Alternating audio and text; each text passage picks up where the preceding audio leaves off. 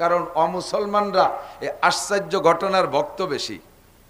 কতক্ষণ কেমন কেমন কথাকে বিশ্বাস করে একটা ধর্ম বানায় নেছে।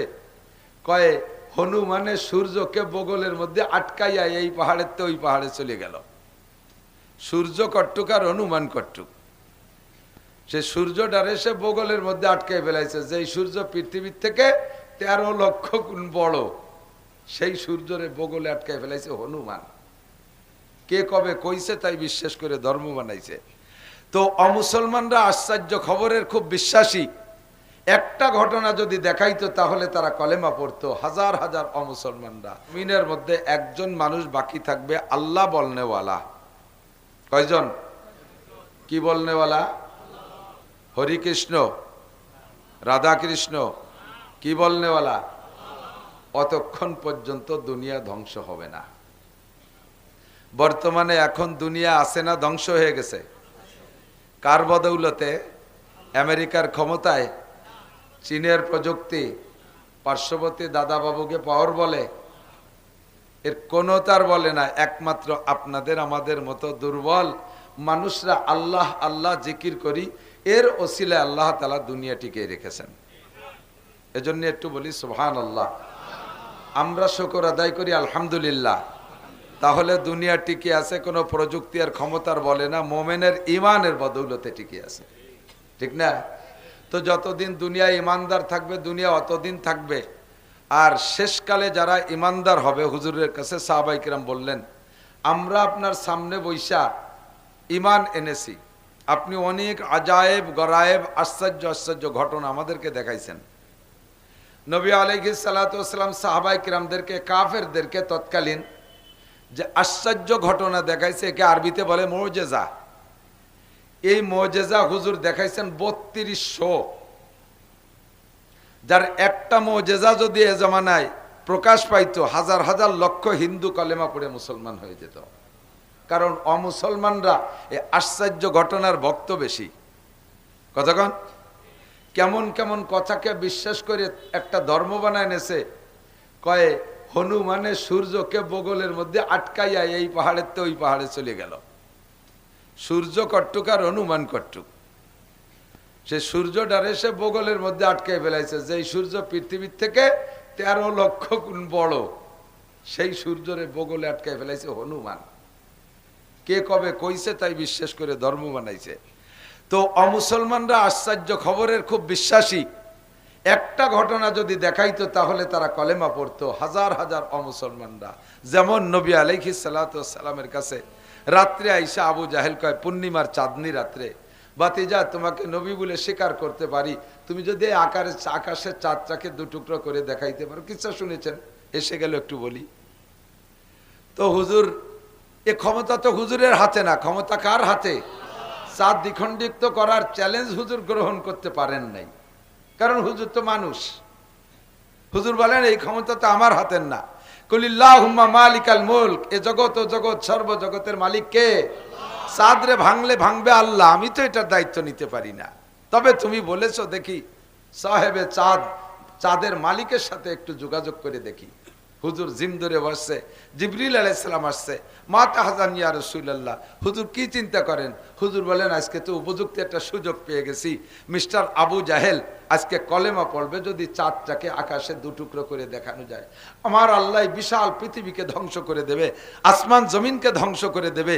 সামান্য এক মুহূর্তের ভিতরে সে আল্লাহ তাআলা চাঁদটাকে 2 টুকরা করতে তার একটু কষ্ট বেগ পেতে হবে না। জিবরাইল তো তার মাধ্যমে যদি এত বড় আন্তর্জাতিক খ্যাতি সম্পন্ন ধামড়া এইটা যদি আজকে একটু কলেমা পড়ে, তাহলে তুমি একটু আল্লাহর সাথে যোগাযোগ করো, দি হয় নাকি ঘটনাটা। জিবরাইল কয়, হুজুর ইসবির সোয়ায়ান, একটু অপেক্ষা করেন, আসি।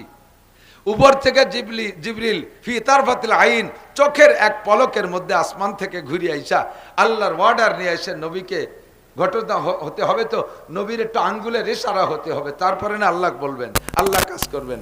তো নবী পাককে জিবরাইল বলে, হুজুর আপনি ওই আবু জাহেলের সামনে আঙ্গুল দিয়ে এমন করে একটা লম্বা দাগ দেন চাঁদের দিক তাকাইয়া। আবু জাহেল দেখতেছে, হুজুর আঙ্গুল দিয়ে ইশারা করলেন, চাঁদটা আকাশে 2 টুকরা 2 দিক সরে চলে গেল। বলবেন না সুবহানাল্লাহ? এখন আবু জাহেল কন্ট্রাক্টে আটকে গেছে না, পড়েন, আপনার তো কথা ছিল আমি চাঁদ ভাঙতে পারলে আপনি কলেমা পড়বেন, আমি তো চাঁদ ভেঙে দেখাইছি। তা আবু জাহেল কয় যে ভাতিজা কি চান বাংলো নাকি মাঝখানে মেয়া গাইছে দাঁড়ালো বুঝতে পারতেছি না। কত বড় কবিস। তাহলে তুমি কখন কলেমা পড়বা, আর কি বিশ্বাস লাগবে? রাতের বেলা বহিরাগতরা মক্কায় ব্যবসা বাণিজ্যের জন্য যে দল আসতেছে, ওরাও তো আকাশে দেখছে ঘটনা। যদি সত্যি তুমি চাঁদ টুকরা করে থাকো তাহলে সকালবেলা ওরা রিপোর্ট দেবে, ওদের রিপোর্টের পর আমি রেজাল্ট দেব। তা আচ্ছা ঠিক আছে হোক। এর আগেও আর একটা দাবি করছে, চাঁদ যদি আকাশে 2 খণ্ড করতেই পারো তাহলে চাঁদ 2 খণ্ডকে তুমি নামাইতেও পারো। চাচা এত বড় চাঁদ মক্কায় নামালি তো মক্কা মাটির তলে ডেবি চলে যাবে। তাহলে বুঝছি তুমি নবী না, তাহলে এটুকু করে দেখাতে হবে। জিবরিল বললেন শুধু ইশারা করেন, পানশাক্কাল কামার, কোরআন শরীফের আয়াতের শব্দ আছে, নবী পাকের আঙ্গুলের ইশারায় চাঁদ দ্বিখণ্ডিত। হুজুর এভাবে হাত দিয়ে ইশারা দিলেন আর 2 টুকরা চাঁদ জমিনের উপরে আইসা জাবালে আবি কুবায়েস আর জাবালে কাইকুয়ান, মক্কা হেরেম শরীফের পাশেই 2টা পাহাড়, 2 পাহাড়ের উপরে 2 টুকরা পড়ে গেছে। যেমন সাইজ হওয়া দরকার ওই সাইজ করে এসে পড়ছে। 2 চাঁদের মাঝখান দিয়ে ফাঁকা, ওই পাশের পাহাড়গুলো দেখা যাচ্ছে। হুজুর বলেন চাচা এবার বলো লা ইলাহা ইল্লাল্লাহ মুহাম্মাদুর রাসূলুল্লাহ কও। কয় তাও কব সকালে, এখন হবে না। পথিকদের কাছে শুনে নেই, নবী আলাইহিস সালাম যে বিছানায় শুয়ে পড়ছেন ওই খবিশটা রাত্রে আর ঘুমাই নেই, ও রাত ভর এই আগন্তদের অপেক্ষায় আছে। ফজরের সময় যারা মক্কায় পৌঁছে গেছে এদের কাছে ওই আবু জাহেল যাইয়া জিজ্ঞেস করতে চাই, তোমরা রাত্রে আকাশে কিছু দেখছো? কয় যে হ্যাঁ, আমরা তো চলতি পথে একবার থেমেই গেছি যে সম্ভবত কিয়ামত হবে। শুনেছি আগের নবীদের কাছে যে যদি কিয়ামতের আগে চাঁদ খসে পড়বে, তারকা খসে পড়বে, সূর্য খসে পড়বে, এরপর আসমান ফেটে যাবে, ওয়াইজাস সামাউন ফাতারাত ওয়াইদাল কাওয়াকিবু ইনতাসারাত ওয়াইদাল বিহার ফুজ্জিরাত ওয়াইদাল কুবুর বুসিরাত। এই কথাগুলো শুনেছি। কবরের থেকে মানুষ বেরিয়ে পড়বে, সাগর শুকিয়ে যাবে, আসমান ভেঙে পড়বে, তারকারাজি ছিটকে পড়ে যাবে, সূর্য চন্দ্র খসে পড়বে, এগুলো শুনেছি কিয়ামতের আলামত। তো ভয় পাচ্ছিলাম যে আকাশে দেখি চাঁদটা ভেঙে গেল, এরপরে দেখি সা গতিতে মাটির দিকে চলে আসলো, তখনই আমরা থেমে গেছি, এই বুঝি কিয়ামত হয়ে গেল। কিছুক্ষণ পরে দেখি আবার সা গতিতে চাঁদ 2 টুকরা আকাশে গিয়ে সুন্দর করে মিশে গেল। একটু কন্যা সুবহানাল্লাহ। তাহলে আমার নবী যা নবীর কাছে যা দাবি করেছে, ও যতটুক দাবি করেছে তার চেয়ে বেশি দেখাইতেছে না। তাহলে আবু জাহেল এবার কলেমা পড়বে। হুজুর এসে বলছে চাচা যান কি রেজাল্ট কি? কয় বাবা সবই ঠিক আছে, কিন্তু আমার আজকে একটা পাক্কা ইয়াকিন হলো, এতদিন মনে হতো যে তুমি ছোট মোটো কোনো টুটকা জাদুকার, আজকে পূর্ণ বিশ্বাস যে তুমি বিশ্বের শ্রেষ্ঠ জাদুকার।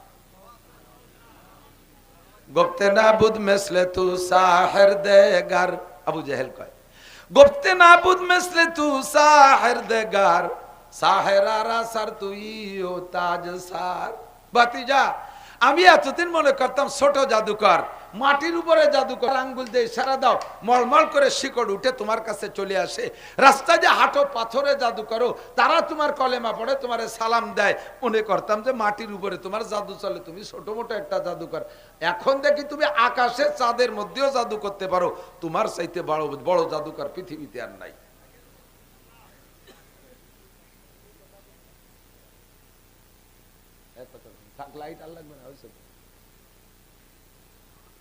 আল্লাহ কেমন লাগে কন্ত, যতটুক দাবি করছে তার চেয়ে পাইয়ে গেল বেশি। কলেমা পড়া উচিত না? নবী পাক অভিযোগ করলেন, রব্বি ইলা মান আরসালতানি, ও আল্লাহ তুমি আমারে কার কাছে পাঠাইছো?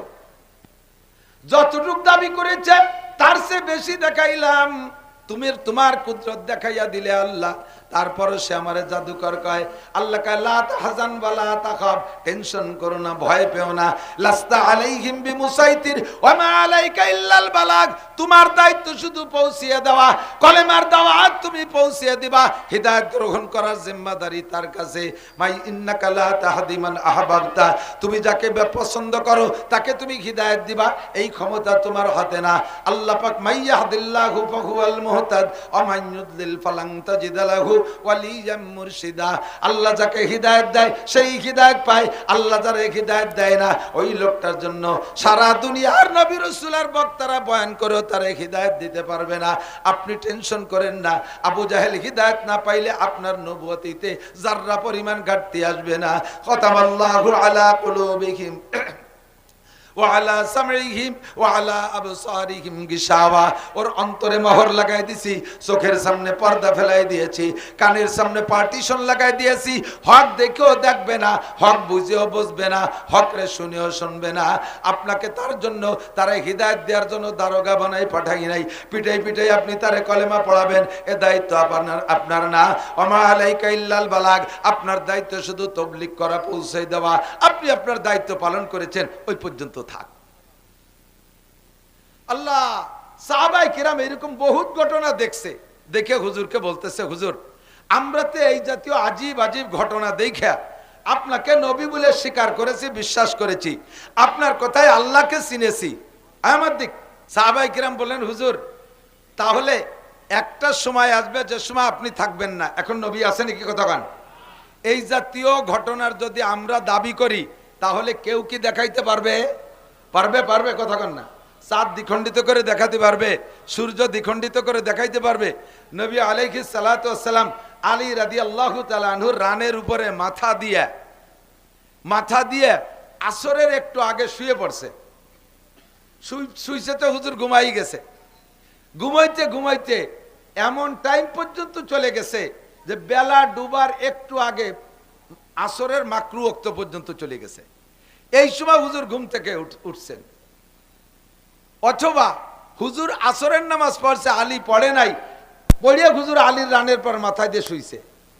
তো হুজুর তো নামাজ পড়ছেন, আলী পড়েন নাই, আর আলীর রানের উপরে নবী মাথা দিয়ে শুয়ে থাকার কারণে আলী হুজুরের ঘুম ভাঙ্গার নাই।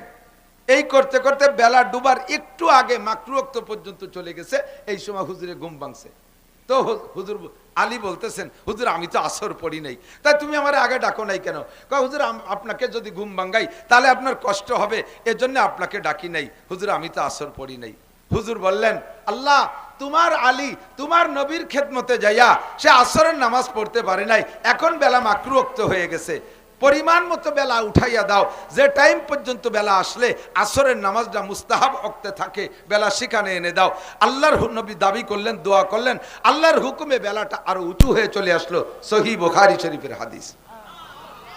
সাহাবায়ে কিরাম বলেন, হুজুর এগুলো দেখে দেখে আমরা বুঝছি আপনি শেষ নবী, আপনি সহি নবী, আপনি সঠিক নবী, আর আপনার কথায় আল্লাহকে পেয়েছি। আর এক সময় আসবে ঘটনাগুলো শুধু উলামায়ে কিরাম বলবে আর পাবলিক বুকার মতো শুনবে আর বিশ্বাস করবে। আমাদেরও ঈমান তাদেরও ঈমান, এই দুই ঈমানের মধ্যে পার্থক্য আছে। কাদের ঈমানের দাম বেশি? আমি যদি আপনাদের কাছে জিজ্ঞাসা করি আমাদের ঈমানের দাম বেশি না সাহাবায়ে কিরামদের ঈমানের দাম বেশি, তাহলে আমরা অবশ্যই বলবো, এটা আমাদের ঈমানি দায়িত্ব, আমরা বলবো সাহাবায়ে কিরামদের ঈমানের দাম বেশি। বলেন কাদের ঈমানের দাম বেশি? সাহাবায়ে কিরামের ঈমানের দাম বেশি। কিন্তু নবী আলাইহিস সালাম জবাব দিলেন কি? হুজুর বললেন, তোমাদের ঈমানের চাইতে আমার আখেরি উম্মতের ঈমানের দাম 100 গুণ বেশি। তাদেরকে আল্লাহ তাআলা যদি এই জামানায় সৃষ্টি করতো তাহলে আমি নবীকে দেখতো, আমারে দেখার বদৌলতে যে ফজিলাত সাহাবা হওয়ার মর্যাদা এটা তারা পাইতো। তো তাদেরকে যেহেতু আল্লাহ তাআলা এখন সৃষ্টি করেন নাই, আল্লাহই তাদের পিছে ফেলাই দিয়েছে, কাজে আল্লাহ তাআলা তাদেরকে অন্যভাবে পুষিয়ে দেবে। তোমরা আমার সাথে থাইকা যারা কলেমা পড়ে ইসলাম গ্রহণ করবে, মোমেন হবে, তোমাদের ঈমানের চাইতে আমার আখেরি উম্মতের ঈমানের দাম আল্লাহ তাআলা 100 গুণ বাড়ায় দেবে।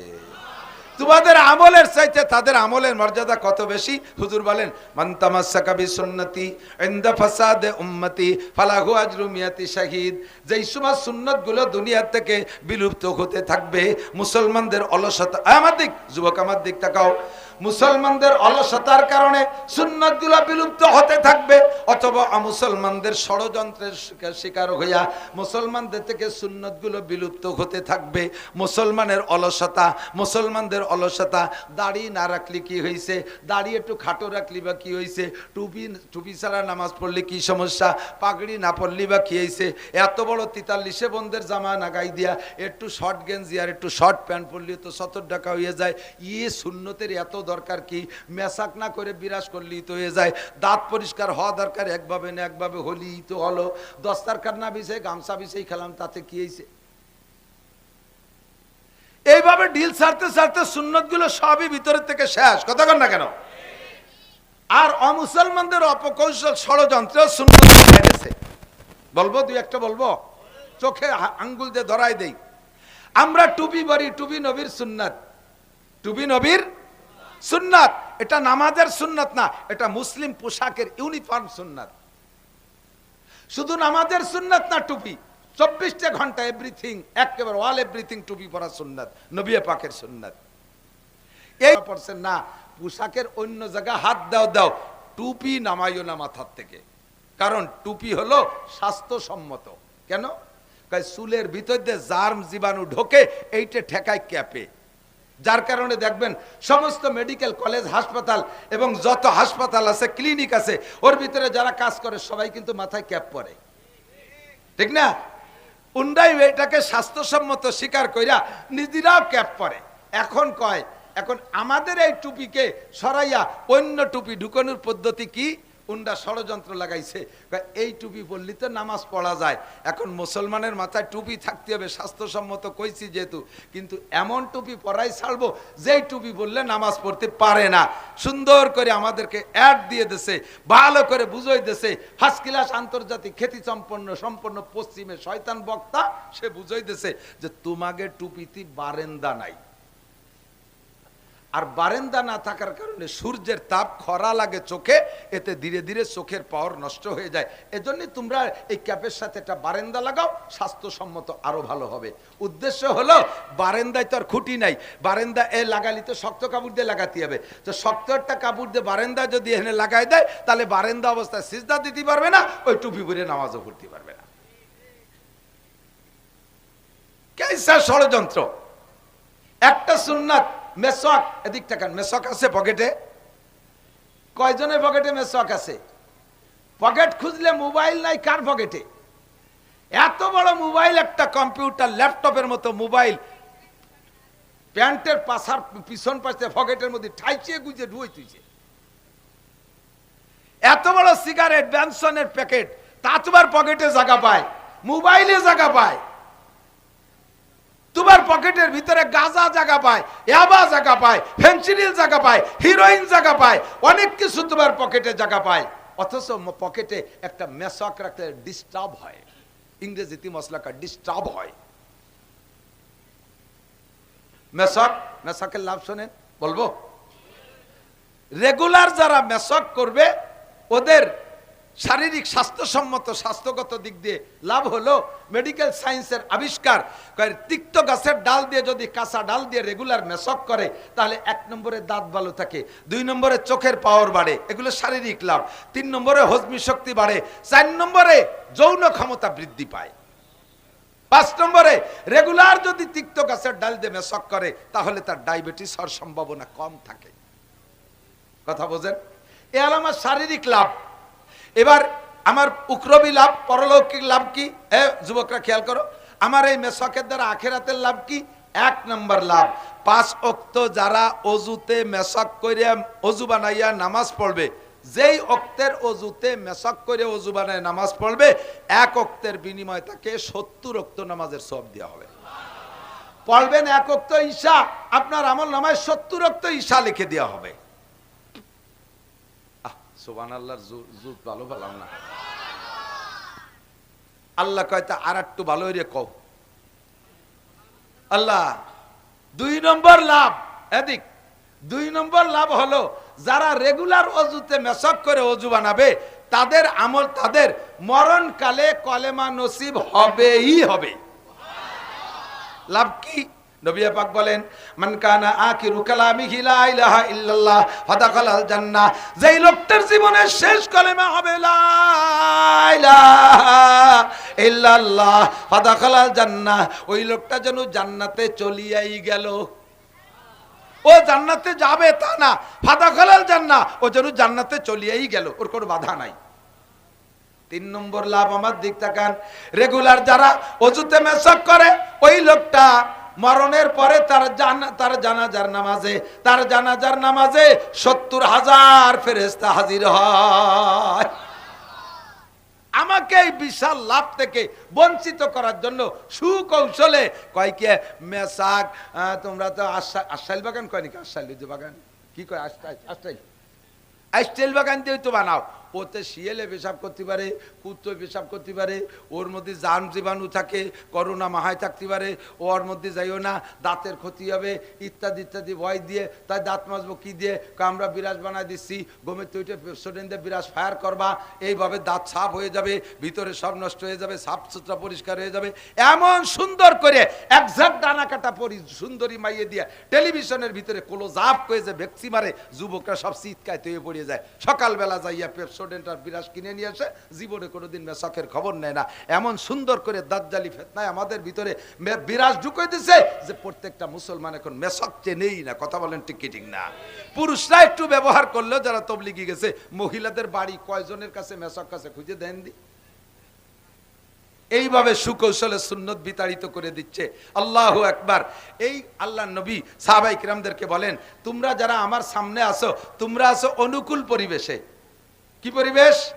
আরে কথা কয় না, কি পরিবেশ? অনুকূল পরিবেশে ইবাদত করা সহজ, প্রতিকূল পরিবেশে ইবাদত করা অত সহজ না। যেমন আমি আরো 2-4টে বলি, এদিক তাকান। এই মাদ্রাসার ছাত্ররা, এই মাদ্রাসায় কি মেয়েরা পড়ে নাকি? বড় মেয়েরা পড়ে না। 4 দেওয়াল দিয়ে আটকানো যদি থাকে, তাহলে সারা বছর যদি ওর ভিতরে আমরা খানা পরিবেশন করি, লিল্লা বডিগে যদি তারা খায়, অথবা তাদের টাকায় দিয়ে তারা বডিগি খায়, সারা বছরের ভিতরে তারা কখনো মাদ্রাসা থেকে বের না হয়, তাহলে এই ছেলেগুলো এবং শিক্ষকরা কখনই কি কোনো মেয়ের মুখ দেখবে? তাহলে ওরা সারাটা বছর 100% পর্দা করলো না? ওদের এই 100% পর্দা করা কঠিন না সহজ? সহজ। একটা মাইও এর মধ্যে আসে না, তবে পর্দা করবে কিভাবে? ঠিক না? এর ভিতরে থেকে পর্দা করা সহজ। এই একটা হুজুর বা ছাত্র যদি 1 বছর মাদ্রাসায় 4 দেওয়ালের মধ্যে বন্দী থাইকা এরপরে বছরের শেষে ক্রেডিট ছাড়ে, আমি 1 বছর বেপর্দা করি নাই, আল্লাহ বলবেন থ্যাংক ইউ, তোমাকে ধন্যবাদ, তুমি ভালো কাজ করেছো। তবে তোমার চাইতে কোন কলেজের শিক্ষক অথবা যেখানে সহশিক্ষা আছে, নারী পুরুষ একসাথে পড়ে, ওই জায়গার কোন শিক্ষক বা ছাত্র যদি বলে আজকে আমি 2টা ঘন্টা ক্লাস টাইমে কোনো মেয়ের দিকে তাকাই নাই, এই হুজুর 1 বছর পর্দা করে জেনে কি পাবে, ওই কলেজ স্টুডেন্ট আর শিক্ষক মাত্র 2 ঘন্টা পর্দা করে তার চাইতে বেশি নেকি পাবে। কারণ ইনি পর্দার পরিবেশে আছে, এখানে পর্দা করা সহজ, আর সে হলো পর্দার পরিবেশে না, সে প্রতিকূল পরিবেশে আছে। কতক্ষণ? আমি যদি বলি আমি জীবনেও কোনোদিন আসামির কাছ থেকে ঘুষ খাই নেই, কোনোদিনও আসামির কাছ থেকে ঘুষ খাই নেই, এটা ভালো কথা। ঘুষ না খাওয়া তো ভালো কথা। আর আল্লাহ কায় খাও নাই কাল আমি পুলিশি চাকরিও নেই, তো পুলিশি চাকরি না করে ঘুষ না খাওয়া, ঘুষ খাই নাই, এটা একটা ভালো কাজ। কিন্তু খাই নাই কেন? আমি ঘুষ খাওয়ার পরিবেশে যাই নাই। কোন দারোগা যদি আমি জীবনে ঘুষ খাই নাই, কোন পুলিশ যদি বলে জীবনে ঘুষ খাই নাই, কোন ওসি সাহেব যদি বলে 1 মাস ঘুষ খাই নাই, আমি 100 বছর ঘুষ না খাইয়ে যে নেকি পাইছি, উনি 1 মাস ঘুষ না খেয়ে তার চেয়ে বেশি নেকি পাইছে। কারণ সে প্রতিকূল পরিবেশে, যেখানে ঘুষ খাওয়ার পরিবেশ, ওই জায়গা থেকে সে বেঁচে রয়েছে। কথা বলেন ঠিক ঠিক না? আমি যদি বলি আমি ভিজিএফ কার্ড বেচে খাই না, পঙ্গু ভাতা বেচে খাই না, বয়স্ক ভাতা বেচে খাই না, আমি টোন মারি না, মন মারি না, আমি কোনো দুর্নীতি ইউনিয়নের কোনো মালের করি না, কেন করেন না? আমি কোনোদিন চেয়ারম্যানও হই নেই, মেম্বারও হই নেই, কাজেই আমি এগুলো পাইও না, খাইও না। এইটার ভিতরে কোনো কারামতি নাই। যদি কোনো চেয়ারম্যান মেম্বার বলতে পারে আমি 1 মুঠ গরিবের মাল মারিয়ে খাই নেই, জনগণের 1টা টাকা আমি মারিয়ে খাই নেই, তাহলে 1 মাস যদি সে মারিয়ে না খায়, আমি 100 বছর মারিয়ে না খাওয়াতে যে নেকি, উনি 1 মাসের ভিতরে তার চেয়ে বেশি নেকি পাবে। কারণ সে আছে প্রতিকূল পরিবেশে, আমি আছি অনুকূল পরিবেশে। আমার ইবাদত করা সহজ, তার ইবাদত করা অত সস্তা না। কথা কন না? ঠিক কি ঠিক না? ঠিক না? 90 বছরে বুড়ো নাকের মধ্যে পাইপ দিয়ে সেলাইন খাওয়াচ্ছে, শুয়ে শুয়ে আস্তাগফিরুল্লাহ, আমি আর কোনোদিন জিনা করব না। আল্লাহ কা কেন করবো না? কাজে না, এর মধ্যে দিয়ে পাইপ ডুয়ে দিছে। তুমি কোন বয়সে তওবা করলে? যে সময় তোমার এনার্জি সব শেষ। কথা কন? এনার্জি থাকতে, এ যুবক, মাগুরার পান্নামদুলি, নিজ নামদুয়ালি মাগুরার যুবকরা, যাদের এখন জেনা করার এনার্জি আছে, চুরি করার শক্তি আছে, ডাকাতি করার ক্ষমতা আছে, এবাগাজা ফেন্সিডিল খাওয়ার ক্ষমতা আছে, এই বয়সে যদি তওবা করো তাহলে তুমি এই বয়সে তওবা করা। আল্লাহ আল্লাহু আকবার। বুজুর্গানে দিন বলেন, দরজওয়ানি তওবা করদান শিবায়ে পয়গম্বরিস, দরজওয়ানি তওবা করদান শিবায়ে পয়গম্বরিস, ওয়াক্ত পীরি গুরগে জালেম মি শাবাদ পরহেজগার। বুড়ো হয়ে গেলে সুন্দরবনের রয়্যাল বেঙ্গল টাইগার সেও তওবা করে। বুড়ো রয়্যাল বেঙ্গল টাইগার দেখেন না আপনারা? তো দেখেন, আমি দেখছি। শরণখোলা গেছি মাহফিলি, তো বললাম যে 2 দিন মাহফিল, দিনের বেলা যখন আসি সুন্দরবনের একটু ভিতরে যাব, ওকে বিশাল সাহস। আমার তো কইছি ভিতরে যাব, ওরা খুশিতে আমার নিয়ে যাবে, আমার তো 1:30টা বাসিয়ে শুরু হয়ে গেছে। দোয়া কালাম পড়িয়া ওগুলাখের শরীর বন্ধ দিয়ে কলামে আগে 5-6 জন, পিছনে 5-6 জন, ডানি ভাবে 2-3 জন থাকবি। বাগে থাবা দিলি তোকে খাবে, পরে যদি বাইসে থাকে আমারে খাবে। আমি আগেও যাব না, পাঁচেও যাব না। এই বুঝলিয়া রওনা দিছি সব কজনের নিয়ে, 15-20 জন নিয়ে সুন্দরবনে যাব। এর আগে একটা নদী আছে, ছোট্ট নদী। ওই নদীর উপরে একটা বাঁশের চার দিয়া, চার কয়তো চার, বাঁশের চার দিয়া, এই চারের গোড়ায় দেখি মুরব্বী একটা বসা, বাঘ, বিশাল বাঘ, নড়ে চড়ে না। আমি কই হয়ে গেছে, যা দেখবো বলে ঢুকবো, দেখা হয়ে গেছে, আসসালামু আলাইকুম, তোমরা গেলি যাও, আমি যাব না। কয় যে হুজুর এই বাঘটা 1 সপ্তাহ এই জায়গা, নড়েও না চড়েও না, কিছু শিকারও করতে পারে না, খায়ও না। কবে তেরুজা রয়েছে আল্লাহ জানে, বয়স অনেক। এখন আগে লাভ দিলি সামনের দিক 22 হাত যেত, এখন লাভ দিতে গেলি 3 হাত ফাঁস হয়ে যায়, সেটুকু উঠতে পারে না। এখন মুরিদ হইছে, এই মুরিদের কোনো ভ্যালু নাই, এখন মুরিদ হওয়া লাগছে। সিংহের মতো শক্তি সাহস সব হয়ে গেছে গত, কোনো মতে আজ বেঁচে আছি ভাই খাকশিয়ালের মতো। কতক্ষণ বুড়োগে অবস্থা তাই, সিংহের মতো শক্তি সাহস সব হয়ে গেছে গত, কোনো মতে আজ বেঁচে আছি ভাই খাকশিয়ালের মতো। 80-90 বছরে বুড়ো, যে গুনার থেকেই তওবা করুক, ওই তওবার অত গুরুত্ব না, কারণ এখন তার গুনাহ করার এনার্জি নাই। ওনার এখন ইবাদতের অনুকূল পরিবেশে চলে আসছে, তওবা করার অনুকূল পরিবেশে চলে আসছে। এই বয়সে তওবা করলে যেই নাকি, যেই সম্মান আমার 16, 18, 20, 22, 25, 30 বছরের যুবকরা যদি তওবা করে, এই 90 বছরে বুড়োর তওবার চাইতে আল্লাহর কাছে তার তওবার দাম অনেক বেশি। অনুকূল পরিবেশে ইবাদত করার চাইতে প্রতিকূল পরিবেশে ইবাদত করলে নেকি বেশি। তাই নবী বলেন, আমার সঙ্গে তাইকা, এ যুবক আমার দিক তাকাও। হুজুর বলেন, আমার সাহাবায়ে কিরাম তোমরা আছো অনুকূল পরিবেশে, আর আমার আখেরি জামানার উম্মত থাকবে প্রতিকূল পরিবেশে। আমার সাথে থাইকা, আমার চেহারা দেখলে তোমরা দুর্বল, আমার কথা শুনলে তোমরা দুর্বল, আমার মুজিজা দেখলে তোমরা দুর্বল, আমার বয়ানে তোমরা গলা কাটায় দিতে সক্ষম, আমার বয়ানে তোমরা গলা কাটায় দিতে যতটা সহজ, আরে একটা সময় আসবে উম্মত হাতের নখ কাটাও অত সহজ হবে না। হাতের নখ কাটা সুন্নত, এই সুন্নতটা আমল করা তার কঠিন হবে। এক শ্রেণীর নারী আর পুরুষ, যুবক যুবতী এই শুয়োরের মতো এরকম লম্বা লম্বা নখ রাখে, দেখছেন না? এই শুয়োরের নখ কাটতে বলিয়েন কি কয়, আল্লাহু আকবার। পুলা পান্ডে এমন ভাবে, এমন নোংরা আদর্শে আমরা তৈরি করে ফেলাইছি। সেদিন আমার চোখের সামনে 5 বছরই একটা পুলা, তার মা তারে চুল কাটাইতে আনছে, দড়িয়ে বাঁধতেছে, চুল কাটাইতেছে। ও চুল কাটানোর ভিতরে একটু চুল খাটো হয়ে গেছে বেশি, এই যে কান্না শুরু হচ্ছে, ওর মারে কা আমার চুল লম্বা দিতে হবে। তুই কেন এত খাটো হলি আমার চুল লম্বা না দিলে জায়গাতে যাবো না। শেষে আমরা উপস্থিত সবাই মিলে তার ওই চুলের প্রশংসা করছি। ওর মা ওরে আলাদা করে 500 টাকা দিয়েছে, তারপরে বাড়ি গেছে। এমন আদর্শে তৈরি হয়েছে, চলচ্চিত্রের নায়ক নায়িকাদেরকে দেখে, টেলিভিশন, ফেসবুক, ইউটিউবের ভিতরে এই বান্দরে চুলা লাগে দেখতে দেখতে ওই চুলের মহব্বত এমন ভাবে ঢুকছে, 5 বছরে পোলাও চুল খাটো করতে চায় না। নখটা এমন ভাবে বানাইছে, শুয়োরে নখ, ও কার্তিক অলিভারা কেমন তার কলজে কাটিয়ে যায়। নবী পাক বলে, আমার সাথে থাইকা উহুদ বদর খন্দকে যাইয়া গলা কাটায় দিয়া যত সহজ, এক সময় আসবে হাতের নখ কাটা অত সহজ না। ওই সময় এই নখ কাটলে তাকে 100 শহীদের সওয়াব দেওয়া হবে। কন্যা সুবহানাল্লাহ। নখ কাটলে তাকে 100 শহীদের সওয়াব দান করা হবে। সুবহানাল্লাহ বিহামদি। ও দোস্ত, যে কথা বলতে চাইছি সেটা হলো, আবহাওয়া যদি অনুকূল হইতো চলে যায় জায়গা মতো, আমি যে আয়াত পড়ছি তার সামনে 2-4টে কথা বলবো।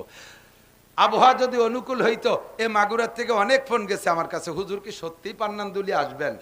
বলে হ্যাঁ আমার স্বভাব, আমি দাওয়াত রাখলে আল্লাহ আমাকে যতক্ষণ বাঁচায় রাখে, কর্তৃপক্ষ ফেরত না দিলি, প্রাকৃতিক দুর্যোগে মারাত্মকভাবে না ঠেকাইলে, আর সরকার বাহাদুর যদি নিষেধ না করে তাহলে আমি যাই। কাজেই ইনশাল্লাহ এখনো রেডি আছি, আসবো। আপনাদের এদিক বৃষ্টি কম নামছে, আমাদের ওদিক নামছে ধুমসা নামা। সেই বৃষ্টি মুড়ি ছাতি নিয়ে রওনা দিছি ওয়াদা ঠিক রাখার জন্য। আবহাওয়া ভালো হলে এই আগান বাগান সব ভরে যেত মানুষে। একটু সিটে সিটে বৃষ্টি পাইছে, এমনি বলে না, এমনি ছাই, আরো পাইছে দক্ষিণে বাতাস, ওরছে জম্মের উড়া। কাজেই এর ভিতরে আমরা প্রতিকূল উপেক্ষা করে আসতে পারছি। আমার বিশ্বাস অনুকূল পরিবেশে থাকলে আজকের মাহফিলে যে পরিমাণ নেকি পাইতাম, আল্লাহ তাআলা তার চেয়ে অনেক বেশি নেকি আমাদেরকে দান করবে। আল্লাহ আমাদের নসিব করে, জোরে বলেন আমিন। ফাঁকে ফাঁকে ভূমিকার ভিতর দিয়ে যে কথাগুলো বলছি, এই কথাগুলোর পর আল্লাহ আমল করার তৌফিক দান করুন, বলেন আমিন। তাহলে মেসকটাকে আমল করা যাবে, কতক্ষণ যাবে? যদি আপনি মেসাকের এগেনস্টে 1 কোটি টাকা দিয়ে বিরাস কিনছেন, যদি পাওয়া যায় আর কি, 1 কোটি টাকা দামের বিরাস পাওয়া যায়, 1 কোটি টাকা দিয়ে বিরাস কিনছেন, লাখখানিক টাকা দিয়ে পেস্ট কিনছেন, আর বিশ্ব সুন্দরী কোনো একটা মহিলারে দিয়ে আপনি দাঁত মাজাচ্ছেন, বাদ দিলাম উল্টো দিক, কোন পীর সাবরে দিয়ে আপনি বিরাস দিয়ে দাঁত মাজাইছেন, হুজুর আপনি বড় পীর, আমার দাঁতে একটা ঘষাই দিয়ে দেন, যাতে কিয়ামতে আল্লাহরে কতি পারি যে আল্লাহ অমুক পীর সাহেব আমার মুখের মধ্যে হাত দিয়েছে, এই মুখে কিভাবে জাহান্নামে দিবা। আমার এক দাদা আছে খুব রসিক, উনি কয় বাড়ি, আমাকে ওদিক ছোট বাইরে বাড়ি কয়, ঠিক আছে নাকি, কয় বাড়ি আমি কোনো হুজুরে কিছু খাওয়াই না, সুযোগ পালি আমি হুজুরকে কাছ থেকে খাই, বুঝেন নাই? আমি কোনোদিনও কোনো হুজুরে কিছু খাওয়াই না, সুযোগ পালি হুজুরকে কাছ থেকে খাই। আমি কই আপনি কিভাবে নেকি কামাই করবেন? না না, নেকি হোক আর না হোক, এর মধ্যে আমার একটা ইনকাম আছে। কি ইনকাম? কয় যে হুজুরকে কামাই হালাল, আমি যদি কোনো হুজুরির কাছে কিছু খাতি পারি তাহলে হালাল তো আমার পেটে ঢুকলো, কিয়ামতে কব যে আল্লাহ এই হুজুরকে হালাল খাবার আমার পেটে, এই পেটে কিভাবে দোজকে দিবা। এই জন্য যে কোনো কৌশলে হুজুরকে কাছ থেকে কিছু খাওয়ার চেষ্টা করি। আর হুজুরকে খাওয়াই না কে? আমার তার মধ্যে সন্দেহ আছে কোন হুজুরে খাই আর বিপদে ফেলাবো। আল্লাহ যদি সেই টাকার বদৌলতে হুজুরে ধরে যে এই হুজুর তোর পেটের মধ্যে হারাম টাকা কে, সে সময় তো ওই হুজুর আমারও বিপদে ফেলাবে, নিজেও বিপদে পড়বে। কাজে আমি হুজুরকে খাওয়াই না, পারলে সুযোগ মতো খাই। পীর সাহেব ডাইয়ে নিয়ে আসেন, হুজুর 1 কোটি টাকার বিরাস, 1 লাখ টাকার পেস্ট, আপনি একটু আমার দাঁতটা মাইজে দেন, আমি কিয়ামতে কব যে হুজুরির হাত আমার মুখে আছে, এই মুখে দোজকে দিতে পারবেন না। তবুও এই 1 কোটি টাকার বিরাস আর 1 লাখ টাকার পেস্টে আর পীর সাহেবের মাজনে আপনাকে একটা নেকিও দান করবে না, একটা নেকিও দেওয়া হবে না। গাছের একটা সাধারণ ডাল ভাঙ্গিয়া আপনি একটু সুন্নতি তরিকায় মেসওয়াক করবেন, আল্লাহ পাক আপনাকে 100 শহীদের সওয়াব দান করবে। যুবক, তোমার পকেটের ভিতরে কত কিছু আছে, যার যার পকেট সেই সেই ইনকোয়ারি করো, আমি খুঁজতে যাচ্ছি না, যার যার পকেটের খবর তার তার জানা আছে। হয়তো খুঁজতে গেলে দুটি আবার বড়ি পাইয়ে গেলাম, লজ্জা পাইয়ে বসতে পারে, আমি আর তা তালাশ করতে যাচ্ছি না। কিন্তু প্রত্যেকের পকেটে এমন কিছু জায়গা পাইলো, একটু টিস্যু মুড়াইয়া পকেটে রাখা যাবে না? তুমি পেশাব করে ঢিলা ব্যবহার করো, যদি না করো তাহলে তোমার অবস্থা কি? আমার দিক তাকান, পেশাব করলে এই আলগা ঢিলা ঢালা অবস্থায় আমরা পেশাব করি, আলগা ঢিলা ঢালা, আমাদের লুঙ্গি বড় পাজামা বড়, একেবারে মন খুলে দিয়ে বসি, যেখানে যা আছে যাইয়ে সাফ হয়ে যায়। আর পেশাব করতে যদি টাইট হয়ে চিপে চেপে এইরকম থাকে, ওই যে টাইট প্যান্ট পরি টাইট করে থাকে, তাহলে কি সবটুক পেশাব একবারে ক্লিয়ার হয় বলে মনে হয়? যেটুক থাকবে সেটুক তো পড়বেই আটা দেওয়ার পরে। তো পড়ে কোন জায়গা? এক তো ঢিলা ধরো নাই, আরো টাইট প্যান্ট, এই হাঁটা দেওয়ার পরে যে পেশাবটুক পড়ছে সেটুক তো পড়ছে, যে জায়গা পড়ার দরকার সেই জায়গায় পড়ছে। মসজিদের সামনে যুবক আমার গলা জড়াই ধরিয়া খটখটায় কান্দিয়ে দিয়েছে, গাল ভরা মুখ ভরা পান ছিল, গালের ওই পাশ আমার গলার ওই ধারে মুখ নিয়ে খুঁজিতি, হুজুর আমি আপনার কঠিন ফ্যান। এই কই হাসছে না কানছে আল্লাহ জানে, পরে দেই যে পিছন পাশে স্প্রে হয়ে গেছে পানে। কাজটাও লিখি, কয় হুজুর আপনারে জন্মের ভালোবাসি, এই মোহাব্বত করে ভালোবাসা আমার এইভাবে জড়ায়, আমি ভালো যখন বাসি চল মসজিদে যাই, চল মসজিদে যাই, আজান হয়েছে নামাজ পড়ি। আজ তো দরকার হুজুর প্যান্ট পাক নাই, এই প্যান্ট 7 দিন পরতেছি 2 না, এমনি মোটা প্যান্ট, আর ডেলি 5-6 বার পেশাব করছে, প্রত্যেকবার 3-4 ফুট করে ওই জায়গা মাখাইছে, 5-7 দিন পর্যন্ত যদি এই পেশাব করা প্যান্ট ওই জায়গা থাকে, তাহলে ওই জায়গাটা নির্দিষ্ট জায়গা, আগাগুলা যাই হোক না কেন নির্দিষ্ট জায়গা একটা কুত্তো মারা গন্ধ হয়ে গেছে না? কয় যে হুজুর আমারে মসজিদে নিয়েন না, এই সুসো মারা গন্ধে আর কেউ নামাজ পড়তে পারবে না। মুসলমানের সন্তান তোর প্যান্ট কেন নাপাক থাকবে? ইন্নামাল মুশরিকুনা নাজিসুন, মুশরিকরা সর্বাবস্থায় নাপাক। তারা ঢিলা ব্যবহার করে না, কুলুপ ব্যবহার করে না, তারা পানি ব্যবহার করেন না ঠিকমতো, তারা কলেমা পড়ে নাই, তারা শারীরিকভাবে নাপাক, ইমানের দিক দিয়ে নাপাক, কলমের দিক দিয়ে নাপাক। মুসলমান কলেমার দিক দিয়ে কলমের দিক দিয়ে পাক থাকবে, অন্তরের ভিতরে শিরিক থাকবে না। লা ইলাহা ইল্লাল্লাহু মুহাম্মাদুর রাসূলুল্লাহ। কথা বলেন ঠিক ঠিক না? এই শিরিক মুক্ত ঈমান। আর বডিটা থাকবে পাক, সর্বক্ষণ তুমি ঢিলা ব্যবহার করবা পেশাব পায়খানায়, তাহলে তোমার শরীরটা পাক থাকবে। এই সুন্নতের পর আমল করা যাবে তো ইনশাআল্লাহ? আল্লাহ তাআলা তৌফিক দান করুক। 3 নম্বর আর একটা সুন্নতের কথা বলে আমি যে এই কথা কইছি, এই কথা কইছি বাড়ি জরুরি হলি মাইকি কর সবাই আল্লাহ শিক্ষা। আল্লাহু আকবার। 3 নম্বর একটা সুন্নত বলবো বলবো বলবো খালি শুনবেন নাকি আমলের নিয়ত আছে? আমলের নিয়ত আছে? কঠিন হয়ে যেতে পারে একটু, বলবো? আপনারা বলছেন বলে কিন্তু আমি বলতেছি, নালি কিন্তু বলতাম না। তাই নাকি? আমি তো অবশ্যই বলতাম, তো ঠেয়ালিও বলবো। দাড়ির সুন্নাত। কিসের সুন্নাত? মুসলিম শিয়ার, এটা মুসলিম শিয়ার। আল্লাহ পাক বলেন ওয়ামান ইউআযযিম শাআইরাল্লাহি ফাইন্নাহা মিন তাকওয়াল কুলুব। যারা শিয়ারে ইসলামকে সম্মান করে তারা মুত্তাকিন। তারা কি? মুত্তাকিন। মুত্তাকিন হলে লাভ কি? আল্লাহ তাও কয় ইন্নালিল মুত্তাকিনা ইনদা রাব্বিহিম জান্নাতিন নাঈম।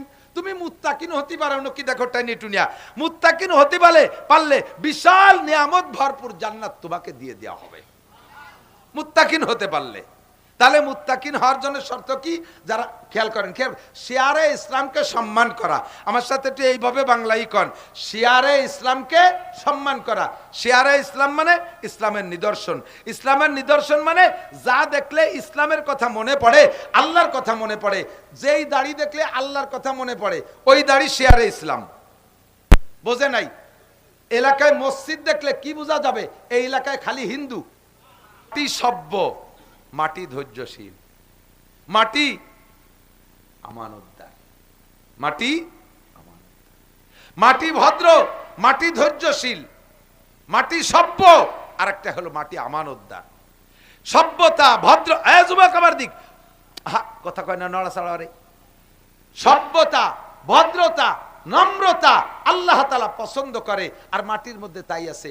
এই মাটির উপরে 50 তলা 100 তলা দালান বানান, মাটিতে কোনোদিন কয় না মিয়া তুমি তো 2 মণ বতি পারো না, আমার গাড়ি এত বড় উঠে দাও কে? কইছে কোনোদিন? মাটিরে কাইটা বিরাট পুকুর বানাইয়া 50 বছর পানি খাইছি, এরপরে ড্রেজার দিয়ে ভরে সেনে 50 তলা দালান উঠে দিছি। কোনোদিনও মাটিতে কলো না মিয়া এইরকম যা খুশি তাই করো, 50 বছর কাইটিয়া করে এত বড় পুকুর বানাই বিল্লিয়া, এরপরে আবার এত বড় বিল্ডিং উঠে দাও, তুমি কয় মন বতি পারো, তোমার গায়ে কয়টা কোপ সহ্য হয়? কোনোদিন কইছে?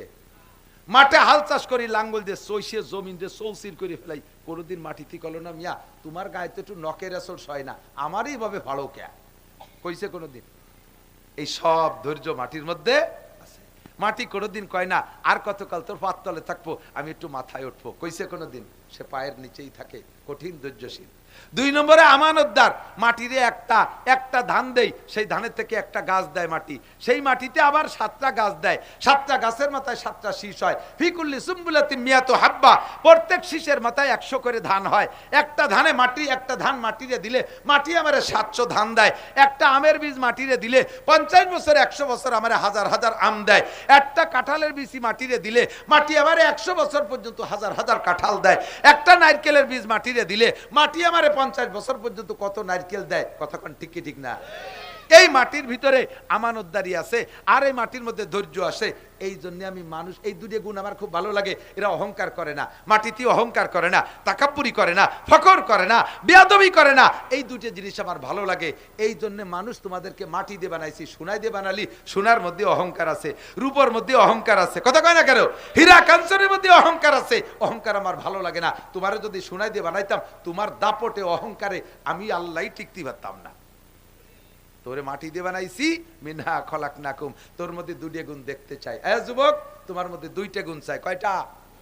এক নম্বরে ভদ্র হতে হবে, এক নম্বরে ভদ্র, নম্র, সভ্য, তোমার চাল চলন, উঠা বসা, মোটর সাইকেল চালানো, মুরব্বীদের সাথে সাক্ষাৎ, দেখা হলেই সাইকেল থেকে নেমে পড়বা, আসসালামু আলাইকুম, দাদা কেমন আছেন? তুমি কলেজে পড়ো, বিশ্ববিদ্যালয়ে পড়ো, মোটর সাইকেলে আসছো, মুরব্বীকে দেখে ব্রেক করিয়া আসসালামু আলাইকুম, দাদা কেমন আছেন? তুমি ওয়ালাইকুম সালাম, তোমার তো চিনলাম না। দাদা, আমার আব্বার নাম হলো আব্দুর রহমান মোল্লা। ওহো, তুই আব্দুর রহমানের ছেলে? তো দাদাও এরকম ভদ্র ছিল। দোয়া করি ভাই তুই অনেক বড় হ। কতক্ষণ? আর ওই মুরব্বীর পাশে মোটর সাইকেল চালায় যা, সময় মাটির রাস্তা ধুলো বালিতে ভরে গেছে, ওখানে যে পিক আপ মারি দিছো, ধুলোতে বুড়োর চোখ মুখ গুলাই যাইয়া গড়িয়তি গড়িয়তি খালের মধ্যে চলে গেছে, লুঙ্গিটা রাস্তায় পড়ে রয়েছে, বুড়ো ওই জায়গাতে শুলিয়ে মুলিয়ে যে আল্লাহ এ কোন শয়তানের ভালাই বেলাই নিয়ে আমার মরার ডেট কি ফেল হয়ে গেছে নাকি? আমি আর কতদিন বেঁচে থাকবো? আল্লাহ কয় ক্যা? দেখলে না কাজটা করলো কি? এই শয়তানের বাচ্চা, শয়তান গুলো জ্বালায় তো রাস্তায় দিয়ে আটার কায়দা নেই। আল্লাহ কয় তোমার মূর্তি দেরি আছে আরো 10 বছর। তুমি মসজিদে আজান দাও না? কয় জি। কয় মসজিদে আর একটা মুয়াজ্জিন পয়দা হওয়ার আগ পর্যন্ত তোমার হায়াত। তবে ওই যেটা বেয়াদবি করছে ওরে এখনই ফেলাই দিচ্ছি, তুমি উঠে আসো। বুড়ো দুয়ে মুছে সাফ করে উঠে রাস্তায় দিয়ে আইটিয়া একটু আগে দিয়ে মোড়ের পর লোকজন জড়ো সড়ো। কি খবর? কয় যে এই মাত্র একটা ছেলে মোটর সাইকেল চালাই আইছে, পিছনে পাওয়ার ব্যাংক ছিল একটা। পাওয়ার ব্যাংক বোঝেন? সুন্দরী মাই একটা ল্যাংটা ওই বসানো, না বলে পাওয়ার ব্যাংক। এটা পাওয়ার দিছে, এই জায়গায় জোরে পিক আপ মারছে আর ট্রাকের মধ্যে ঢুকে চলে গেছে।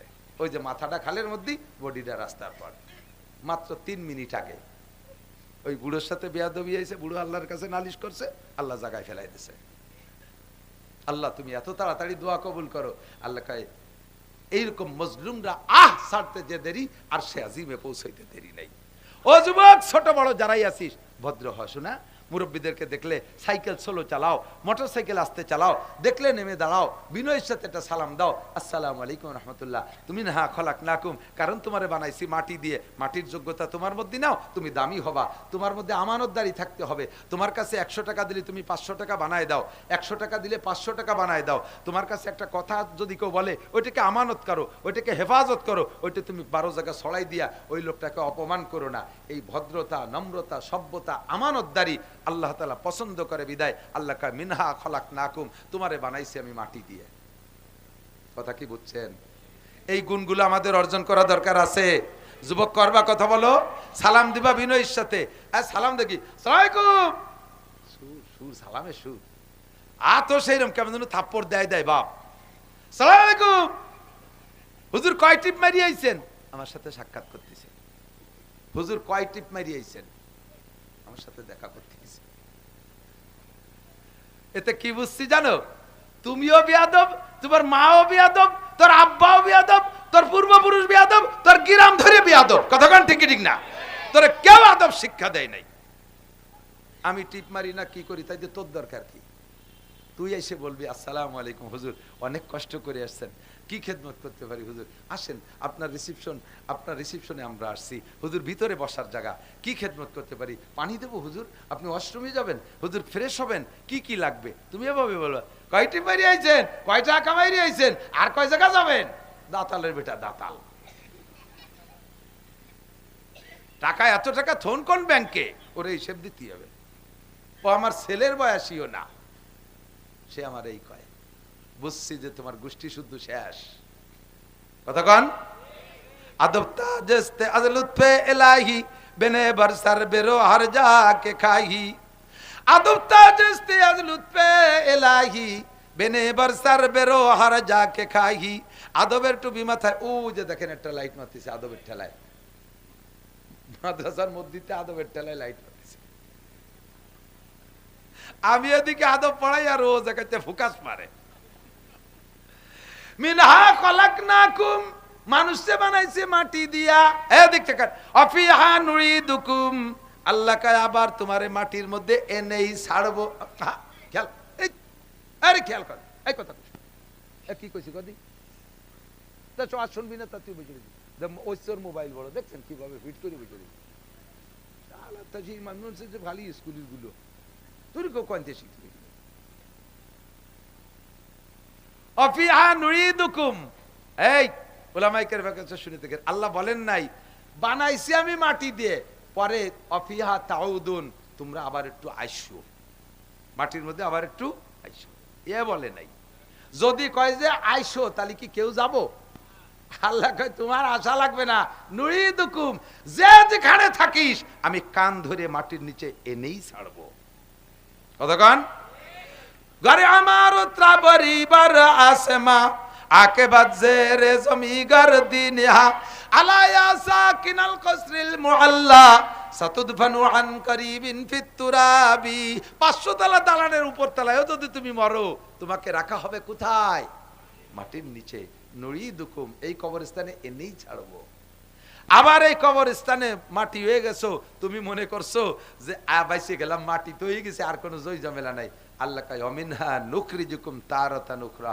ওদিনও আল্লাহ বলবে না অমিনহা তাখরুজুন, তোমরা একটু বের হয়ে আসো। এ কায় কে কোন জায়গা মরছো, আগানে বাগানে মাগুরা ফাগুরা দিয়ে, আমি তো সব জায়গা মনে নাই আমার, কিডা কোন জায়গা মরে মাটির তলে গেছে, একটু উঠিয়ে আসো না, একটু উঠিয়ে আয়, আমি বিচার করবো, একটু উঠিয়ে আয়। একলি কেউ উঠবে? যা কাম করে মরছি, উঠলি খবর আছে, কাজেই উঠা যাবে না। আল্লাহ কয় ও আমি বলবোই না, বলবোই রে যে বেরোয় আসো। আমি কয় নুখরিজুকুম, বের করেই ছাড়বো, বের করেই ছাড়বো। শ্মশানে পুড়াইয়া ছাই বানাই দিছিস, ওর মূলটা আমার হাতে আছে। আরে কোন কবরস্থানে বাঘে খাইছে, সাপে খাইছে, কুমিরি খাইছে, মাটি পানির তলে ডুবে চলে গেছিস, সবগুলো আমার কাছে হিসাব আছে। নুখরিজুকুম তারাতান উখরা, আবার এই মাটি থেকে বের করেই ছাড়বো। কথা কন, আল্লাহ তাআলার এই ক্ষমতা আছে না নাই? ও দোস্ত, এই কবরস্থানে কত মানুষ মাটি দিলেন, আর এই দোয়াটা পড়লেন, এই দোয়াটার তর্জমা আপনি খেয়াল করেন নাই। তর্জমা কিন্তু আজকে বলছি। তাহলে আমাকে মাটির থেকে আল্লাহ বানাইছে, দাবি আল্লাহর যা, সেটা আমি আল্লাহকে দেব। আবার মাটির মধ্যে আমাকে নিয়ে ছাড়বে, মাটির মধ্যে যাইতে হলে আমাকে রেডি হয়ে যেতে হবে। প্রথম ঘাঁটি, প্রথম রিমান্ড ঘর আমার জন্য কবরস্থান। ওই জায়গা আমাকে যদি অ্যারেস্ট করে ফেলে, তাহলে কিন্তু আর বাঁচার কায়দা নেই। ও জায়গা বাঁচার উপায় একমাত্র 5 ওয়াক্ত নামাজ। 5 ওয়াক্ত নামাজ, নামাজটা ঠিক করে কবরে যান। আবার কিয়ামতের ময়দানে উঠতেই হবে, আল্লাহ উঠেই ছাড়বে। উঠাইয়া 4টি প্রশ্ন করা হবে। মেন আন উমরিহি ফিমা আফনা, 70-80 বছরের সময় কোথায় লাগাইছো? আন শাবাবি ফিমা আবলা, এ যুবক যুবতী, যৌবনকালটা ফেসবুক আর ইউটিউবের পিছনে রাত 2-3টে পর্যন্ত এভাবে নষ্ট করছে। শিক্ষা সফরে আকাম কুকাম করিয়ে কলেজের পিছনে দাঁড়ায় দাঁড়ায় ভাও গল্প করিয়ে সময় নষ্ট করছিস। সময়টা কোথায় কাজে লাগাইছিস একটু কইয়ে যা। আর 3 নম্বরে আল মালিহি, মাল কোত্থেকে কামাই করছো, কোথায় খরচ করছো বলে যাও। 4 নম্বরে মাযা আমিলা বিমা আলিমা, মাওলানা নাসির সাহেব সহ উলামায়ে কিরামের কাছ থেকে বহুত কথা জীবনে শুনেছো, শিখেছো, এই কথাগুলোর পর আমল করছো, কট্টু করছো, কয়ে যাও। আল্লাহ তাআলা আমাদের সকলকে সঠিকভাবে জবাব দিয়ে, বরঞ্চ যেন জবাবের সম্মুখীন হতে না হয়, বিনা হিসাবে পার হতে পারি, বলেন আমিন। বিনা হিসাবে পার হতে পারি, বলেন আমিন। পরবর্তী যারা আসবে তাদের থেকে বয়ান শুনবেন। জামাতের সাথে আজকের নামাজটা পড়া যাবে না ইনশাআল্লাহ? আজকের ঈশা জামাতে পড়া যাবে তো? আজকে ঈশা জামাতে পড়া যাবে। একজন বিনা নামাজ বেনামাজি আজকে এখানে থাকবো না, কমপক্ষে আজকের ঈশাটা জামাতের সাথে পড়বো। সুবহান।